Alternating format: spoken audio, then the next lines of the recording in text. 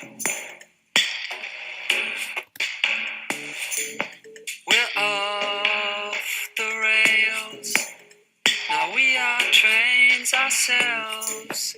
No wait and see.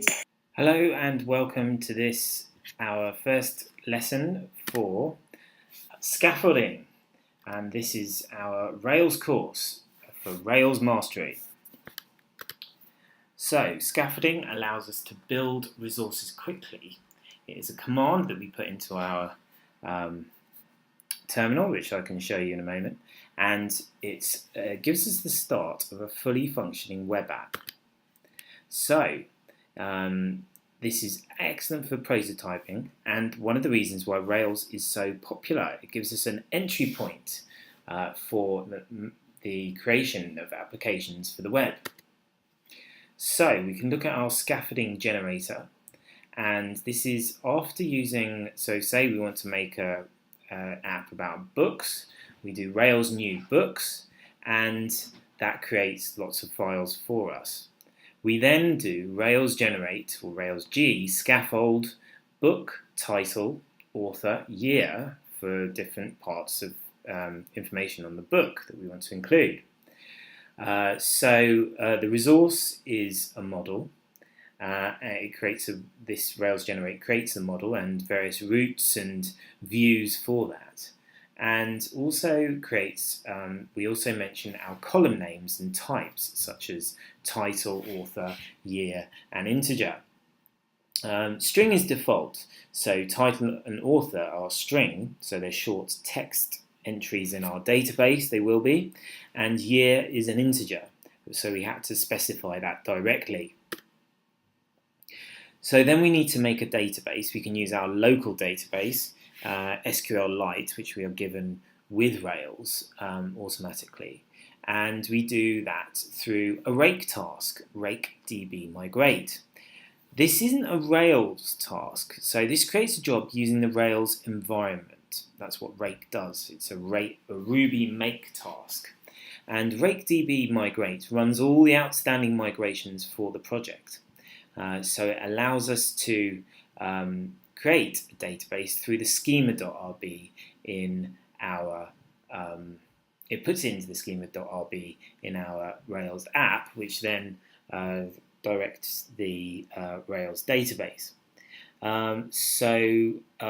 Here we have a table of books which has our title as we specified, our author, which are both strings, the year an integer. We also get two extra bits of information which are date time objects, so they're date and time literally, and that is created at and updated at, which allow us to see when the object was created and also when the resource was updated.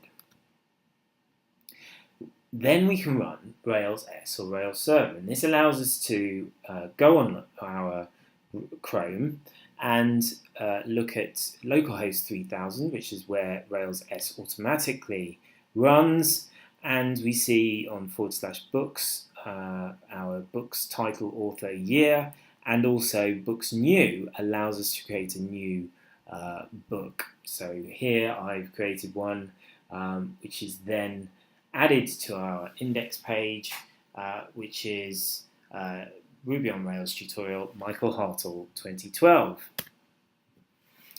So the scaffolding also allows us to create an API or a JSON endpoint through our JBuilder gem.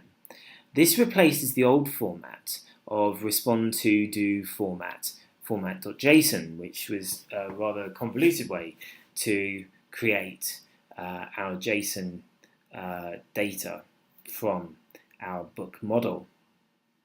JBuilder gem creates app views books index.json.jbuilder, which creates an array and includes books, and here we're using a partial, which is in fact underscore book .json.jbuilder, and this within that file we have automatically created from our JBuilder gem when we did Rails generate JSON.extract, which takes out from the book model ID, title, author, year, created at, and updated at. And we can see those on the right here with our objects, which are contained within an array.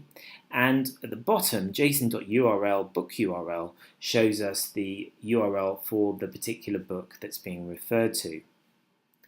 So that's really quite a useful development, recent development for Rails, and it allows us to look at the information that we have on our book, each of our book objects, within a straight JSON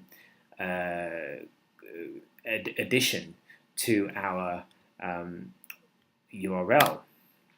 So scaffolding, in summary, allows us to create a migration. We saw that with RakeDB migrate, a model, routes, controller with actions and views. And this follows the model view controller system, with the model being our